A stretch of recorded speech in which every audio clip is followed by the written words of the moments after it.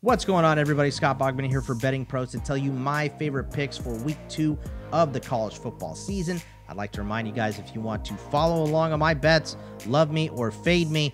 It wasn't great week 0. It was pretty good week 1. But either way, go to bettingpros.com/Bogman or follow me on the Betting Pros app, where you can see all of my picks there. We're going to start out with 4 games that I have already picked on shows. I've got 1 extra spread for you, 2 totals, and 3 player props to give you. I'm going to start with the ones that I've already kind of gone over first. I'm laying the points for Utah, minus 14.5 versus Baylor. This line is kicked around a little bit. I know the BP system didn't show a ton of value towards the Utah side, but what I really like here is I think Utah has a strong defense. The offense looked great with Cam Rising and number 1 target Brant Kuithe back at tight end. They had 3 touchdowns last week.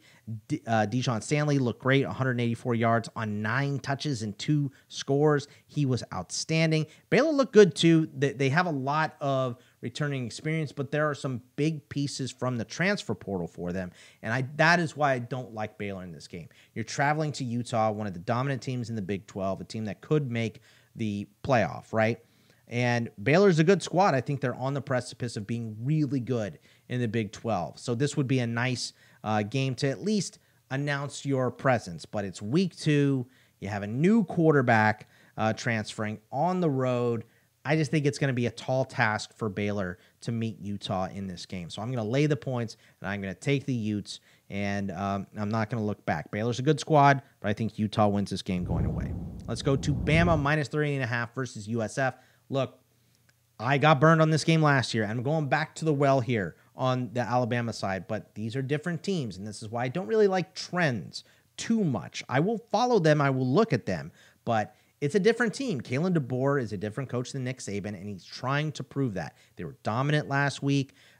This game, USF was good against Bethune-Cookman, too. I don't want to take anything away from them. I think they are a good team, probably even better than the team that they were last year, right? But they were in a weird spot, Bama was last year. They were coming off that Texas loss. I think there was a lot of weather and rain delays and crazy stuff going on. Milroe got benched. He looked terrible. So I think with this squad right now, clicking on all cylinders like they did in week 1, they're at home. I think this is a massive stomping by Alabama. Maybe I'm not giving enough credit to USF again, but I am more than willing to go out on the limb and take Bama in this game. I really like that one. I think my favorite one of the week is probably Oregon, minus 18.5 versus Boise State. But listen, wait until right before kickoff. This line has been dipping towards the Boise State side the entire week. It opened up at 21.5. Now it's down to 18.5. So, and look, Oregon had that bad start. I understand that. This is a public perception thing. Boise State went out and beat the tar out of Georgia Southern. They really didn't beat them by that much, but they scored a ton of points. JT had 6 touchdowns, 217 rushing yards. This offense looked great. They return a lot of pieces for Boise State as well, specifically on the defensive side, but they weren't very good on defense last year. They ranked post 100 in PFF grade and tackling, run defense. I think pass coverage was the only thing they weren't post 100 in, and they were 91st. So this is not a great team. Oregon didn't look good. They only put up 24 points. I understand that. They had 8 penalties, 2 failed 4th down conversions. Dylan Gabriel took 3 sacks, but they still had 40 minutes of possession, almost 39-16, 487 yards of total offense, and they held Idaho to 217 total yards. I think we're making too much of week 1 in this game, right? I think Oregon is still a national title contender. I think they're a Big Ten contender as well. I think they're one of the best teams in the country. I think Boise State, they are a dangerous team. They're a very, very good Mountain West team, but I don't think they are in Oregon's level here. This is a road game for them as well. At Oregon, I'm going to take the Ducks and lay the points. I'm going to tell you guys about FanDuel here. Take advantage of an awesome offer FanDuel Sportsbook has going on right now.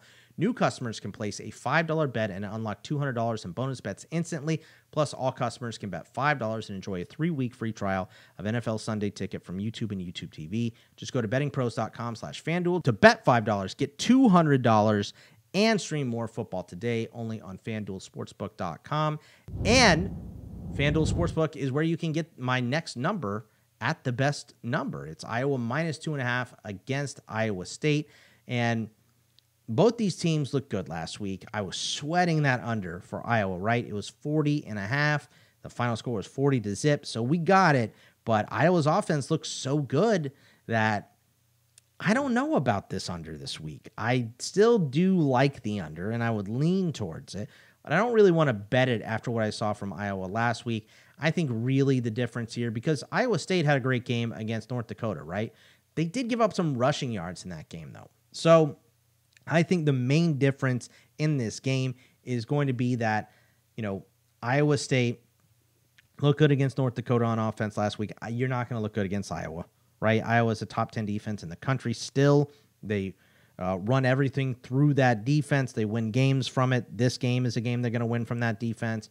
And I'm not trusting Iowa's offense enough to get to that over, which is why I don't like a lean on the total. But I do think that this, you hit a walk-off field goal in this game, in a tie game or a low-scoring game, and 2.5 is just, I think that number's too low on the Iowa side. I think they're the more complete team, especially looking good on offense. Look, like I said, I'm not going to sit here and make a case for Iowa to be a national title contender because their offense was good in week 1, but it's always better to look good than bad. So they look good week 1. I'm going to trust them rolling at home here against Iowa State and take Iowa. One that I have not mentioned yet on any shows is San Jose State. The number has slipped down to +3.5 at Airforce. It was +6.5 earlier. I don't mind a straight up bet on San Jose State. And the main difference in this game to me is that, these teams in roster strength are pretty close, but San Jose State looked good. Airforce looked terrible in week 1. And again, maybe week 1 is an aberration and we're making too much of it, but Airforce is replacing so many stars. They have one returning starter on offense, right? I think they have 3 or 4 on defense. It's a very low amount. And they beat Merrimack, but Merrimack is like a close to 100 ranked FCS school. They're not very good. So to beat them and not look good doing it gives me, a little bit of a queasy feeling. San Jose State beat a top 10 FCS squad in Sacramento State. They gave up some rushing yards, which is not a great look with a triple option team in Airforce coming in, but new head coach Kenny Amatalolo from San Jose State used to run the triple option at Navy when he coached there forever. Now, they have new OC Craig Saltzman coming in. They're going air raid on offense. So I think Niumatalolo is going to work with the defense, tell them what to expect. And Airforce is down their starting fullback. And if you know anything about a triple option, the fullback is a very big piece of that. So with these teams being equal in talent, this is a road game for San Jose State. They're going to Colorado to play Airforce.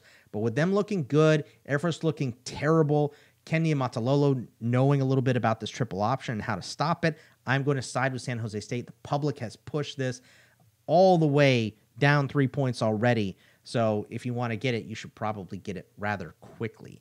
2 totals here for you. Both overs. Life's too short to bet the under, unless you really like it, of course. I got 2 unders last week. But I got 2 overs this week. Notre Dame hosting Northern Illinois. The total here is 44.5. And I think there are multiple routes to this over, right? Traditionally, Notre Dame has been bad in letdown spots, especially early in the season over the last 10 or 15 years. I know the Notre Dame faithful are really nervous about this game in terms of covering. So let's not touch the side. Let's just go over, because I think you're going to see one of 2 things. You're either going to see Notre Dame in that traditional letdown spot, let NIU score. And Northern Illinois put up 700 yards of offense last week, albeit against a smaller FCS school. Once again, Western Illinois, they're a post-100 team, so 700 yards of offense looks impressive, but you have to have context, and the context is they weren't playing anyone very good. But their offense looked good. Again, it's always better to look good than bad in week 1, so they are clicking on offense after week 1. Notre Dame wasn't, but they were on the road at Kyle Field, right? With a brand new offensive line. That was the big talking point, was Notre Dame's offensive line only has 6 starts coming into Kyle Field, right? So that was the big talking point. Notre Dame's going to beat them at the attack point.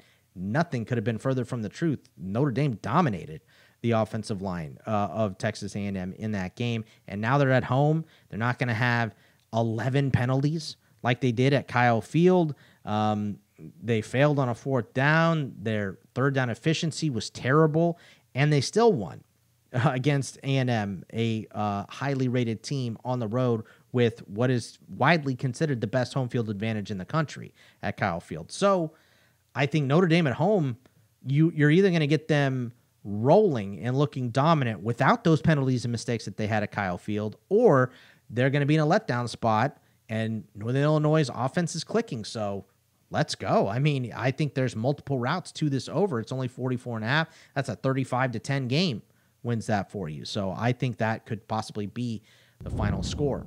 Let's go to Eastern Michigan at Washington. I'm taking over 48.5 here.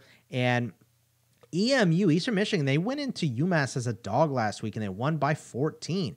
They didn't have an absurd amount of yards, 375, but that was only 24 minutes of possession. So another team that has started out looking good on offense. Chris Creighton, their head coach, is a cover machine. I really do like him. They beat some P4, 5, and 5 teams straight up in the past, but I think this one is a little bit too lopsided. Washington obviously isn't that same national title contender that they were last season. I feel the best way to look at them is like a pretty good Big Ten team, right? Not a national title contender, but still pretty good. They're still working some things out, but again, this is another team that played a very strong Weber State FCS squad.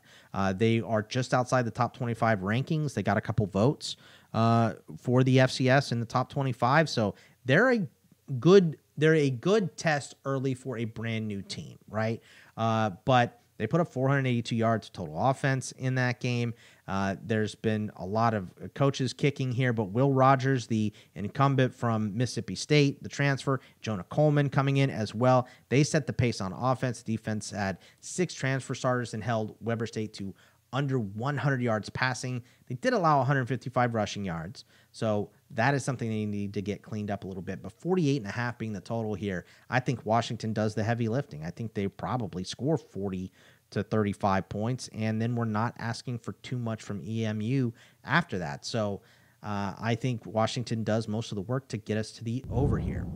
I have 3 player props. I was only 1 for 3 last week on these. So I'll give you a couple options in terms of yards on these, but I'll tell you the players that I like, and you can decide, if you want to tail, you want to fade, however you want to do it. But the first one is Eli Holstein, the quarterback from Pitt, and his over in passing yards. I'll tell you that the prize picks is 261.5, so that's kind of where they, right around the line where they expect him at, but I just think we're going to keep seeing Pitt throw the ball a ton, especially against a bad Cincinnati team. This is a high-lined over game as well. 62.5 is a total. Since he's at home, but Eli Holston, 30 of 40 for 336, 3 touchdowns, and a pick against Tosin last week. And they passed the ball. New OC Cade Bell passes a ball at Western Carolina last year. They averaged 36 pass attempts per game. So tons of passing for Pitt is what the expectation should be, especially if they are allowing Cincinnati to score. This game could go point for point and be a nice little shootout. So the DK odds here, 250 plus is minus 155. 262, remember that's the line that Prize Picks is offering us, is minus 115. So a little bit worse than even, but you're getting plus at anything 275 or more. So 275 is 120, 300 is 230, 325 is 450. So whatever amount of risk you would like, I think there's some good numbers in there on the Eli Holston, the quarterback from Pitt side here. We're going to go with another quarterback for bet number 2, Baron Morton, the Texas Tech quarterback.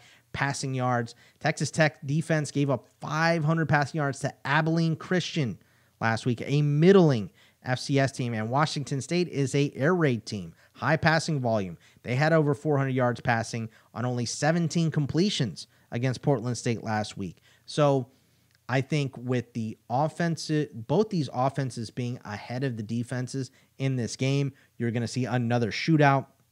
Washington State last season, 90th in pass yards allowed, 76th in PFF coverage grade, and their back 7 roster strength is 101st for Texas Tech. They were 74th in passing yards allowed, 50th in PFF coverage grade, but right now their back 7 is 94th in roster strength. So 2 back sevens, linebackers, and defensive backs kind of, hovering right around 100.